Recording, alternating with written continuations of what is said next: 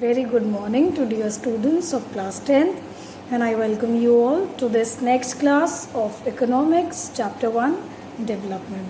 Now children, I really wish and I actually believe that you all have gone through the content which I have been sending it to your class teachers, and you all are getting it back by your class teachers a day before. So as the chapter itself says development, and in simple words, to know development, it is a rise, a progress, or something to stand up on a higher note from what it was. And development is only possible when we compare.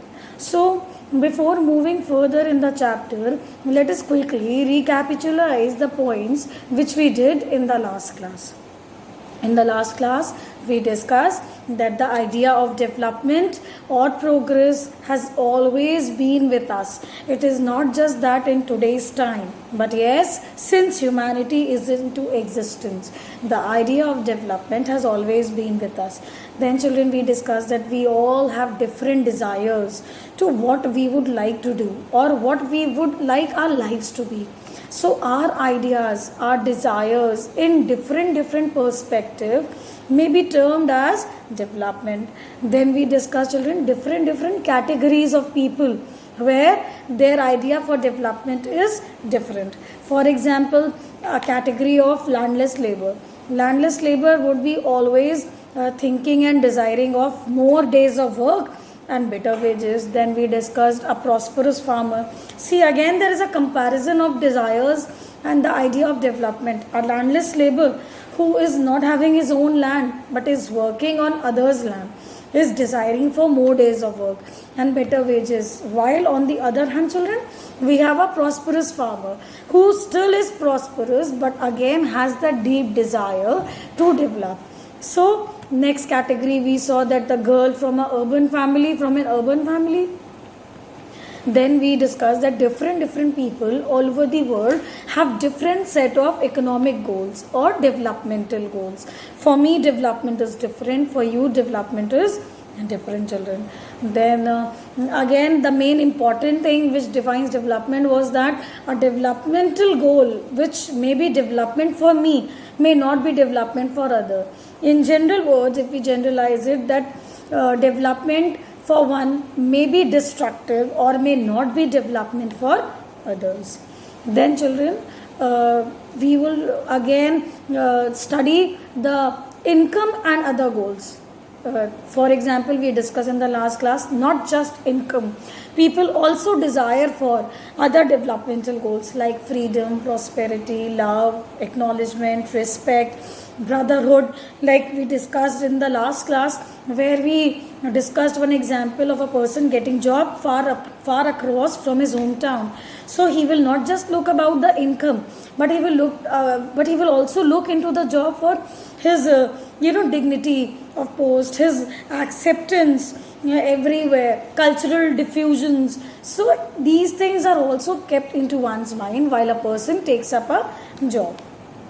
Now children, in today's class, we will discuss how to compare different countries or states. Children, why do we say that India is a developing country? India is not a developed country. India is not a underdeveloped country. That means we have compared our country India with other countries, and that is why we are able to answer this. So now let us see what criteria we use to compare different countries or different states of one country.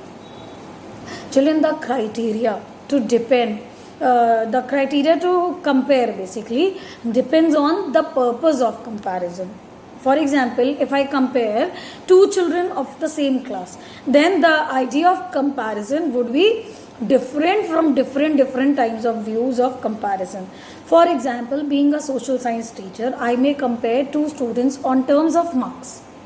Then certainly just getting marks in social science cannot declare that child is generally weak. Maybe that child is not good in social science, but that child is good in mathematics. So comparison always leads to different ideas and different purpose of comparison. is if we are comparing different countries of the world, there have to be different grounds on which we are comparing different countries of the world. For example, if we compare India on terms of economic growth, then the other countries of the world will be lying into one platform, and then we will compare countries of the world on one purpose, which is economic growth. Hence, we call our country as a developing country. Now, we use different criteria to choose a sports team, a music team, a debate team, or a team to organize a picnic. Yes or no? If we organize any event, for example, children, like we organize MakeFest, don't we have different teams of volunteers? Yes or no? Volunteer of silhouette, volunteers of mixed chef, then volunteers of dance, dramatics. So we have different teams to organize any event or any picnic, any kind of activity which is about to happen. Similarly, if we take one or more important characteristics of person and compare them based on these. Similarly, we take different people or different countries depending on one criteria or another criteria, and we compare them. Now, what happens with countries? Let us see that for comparing countries, children, the income of the countries is considered to be one of the most important factor for comparison. Obviously, if we are talking about economic growth, then the income of a country lies the utmost importance, children, for the comparison. So, for comparing different countries, children, their income is considered to be one of the most important attributes. Now, next point we should keep in mind for comparing the for comparison of the studies. Second is greater income is considered to be as one of the most important goals and objectives are always kept into mind. So a country's goal is to have more and more income. So when a country will fetch, a country is going to achieve more income, that is the country is on the path of fulfilling that criteria of economic development. So these are the goals to be kept in and fixed in mind to achieve more and more income. Then whatever people like and should have, they will be able to get with greater income. That is why income plays a very, very important role. How can I say that this country is a developed country unless and until I get to know that people in so and so country are well versed with their income, whatever they wish, whatever they desire, they are achieving it with the help of the set of income they are having. So children, the nutshell or the gist of the story is that a country's income holds the utmost importance for comparison of different countries in the world.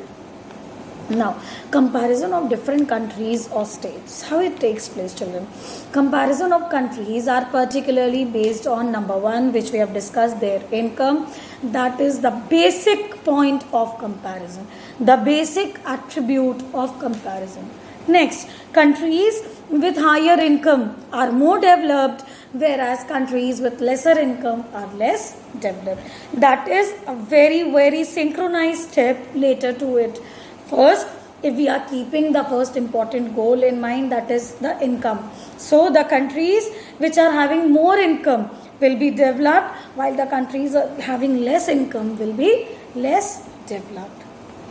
Then children, here more income means more of things available for the human needs. For example, we say America, USA.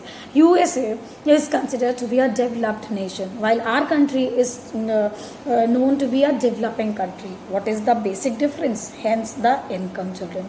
The income which is leading people of that country to have more and more availability of the things which people need of. So, when income is there, people are going to have those desired things for themselves which they always desire for.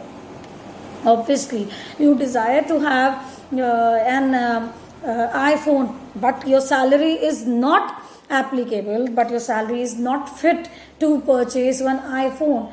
Once you start getting higher income, then you are easily going to get an iPhone. So country's income, then level of comparison, then country with higher income, developed, countries with lesser income, less developed. Now children, for comparison between countries, total income is not such a useful measure.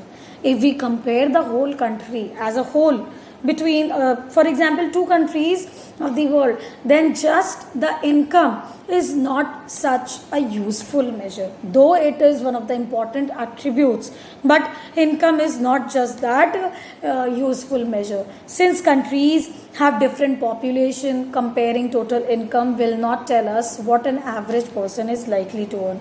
For example, a country is having lesser population and a country is having higher population, whereas the country with higher population, children, its income is not that high, while the country which is having lesser population, that's income is very high. So obviously country with less population and income is high is considered to be developed. Therefore just the level of income is not a useful measure to compare the countries. Now what to do further? In World Development Report brought out by the World Bank, the criteria used for the comparison of countries by World Bank, children, is countries with per capita income of rupees 4,53,000 per annum and above in 2004 are still called rich countries. In simple words, to make you understand, the criteria used by World Bank to classify or to compare the countries of the world is, now we are getting into the criteria. The criteria for comparison is that whatever country, if the country's per capita income is an average income, if a country's per capita income is 4,53,000 per annum and above, then the country is considered to be a rich country. So this criteria is used by the World Bank. Now, the countries which have per capita income of 37,000 or less are called low income countries. So rich countries we discussed, rich countries were having per annum income of 4,53,000, while the countries which have income of 37,000 just or less than 37,000 are considered to be low income countries. Now talking about our country, India. India comes under low income countries because its per capita income in 2004, the year when World Bank started this criteria, was just 28,000 per annum. Therefore India is coming in the category of low income country. The rich countries are generally called developed countries. Is this much clear? For example, let us quickly go through again. The major important attribute of comparison is income. Then just income is not a useful task. Then the criteria used by the World Bank, children, was to have per annum income of the countries which is 4,53,000 and above is rich or developed country, while the countries below 37,000 or 37,000 are low income countries. Now, how to find the income of a country? Now, we all know the criteria to compare, the criteria to classify. Now, second question comes to our mind is how to actually find out the income of a country. That answers to your question is that the answer to find the income, we take the average income, which is the total income of the country, and it is divided by the country's population. How to find an average income, children? On top, that is the numerator, total income. Denominator, that is divided by the total population of that country, and here you go, you get the country's average income. Right? So these important things, children, are always being asked. Number one, in very short questions. Number 2, in 3-mark questions to describe, and then they may be coming up for your multiple choice also. So please do underline these things into the books if you have. If you don't have, wherever you are maintaining notes, please highlight these points. The criteria used by World Bank, the average income decided by the World Bank for rich countries and the average income decided for less income countries. Then what is the term given for the rich countries? That is developed countries. And then next question, how to find the income of a country. It may come up for 3-mark question. Alright children, so please prepare your notes very cautiously. Then children, let us take an example. I'll discuss this example since you have this example in your books also. Take 2 countries A and B, and the population of these countries is 5 persons each. Then country A, country B having population 5. Then the income. If the income is more, divided by 5. If the income is less, then also divided by 5. And here you go, the total income. Right children? So these are different examples which are letting us know the average income. Now children, after this we will discuss one more criteria, income and other criteria. Income criteria we discuss, where we now know how to find the average income. After this children, to find out the developed states besides income and other criterias are also kept in mind to find out whether the states are developed or not. Apart from income, other criterias are also kept in mind. Let us take an example of the states Punjab, Kerala and Bihar. Punjab per capita income is 26,000, Kerala 22,800, Bihar 5,700. Now, the states which are having IMR, which is infant mortality rate per 1,000 in 2003, then the state with literacy rate in 2001, and the net attendance ratio in 1995 to 1996. Children, you will go through the PDF. Please see this chart. Punjab 49 IMR, that is mortality rate, literacy rate is 70, and net attendance ratio was 81. Kerala IMR 11, literacy rate 91, and infant net attendance ratio 91. Then Bihar children 60, 47 and 41. So these are different examples to make you understand that not just income, other criterias are also there to compare different countries of the world. So children, I will stop the chapter, stop the explanation here, so that I give you time to go through the chapter till now and understand the concept of different criterias used for the comparison of countries. While the other criterias I'll be taking up in the next class. Please go through the chapter, prepare the content, write down important points, and I'll see you in the next class. Till then, take care and stay safe, stay indoors. Bye bye children. See you all in the next class.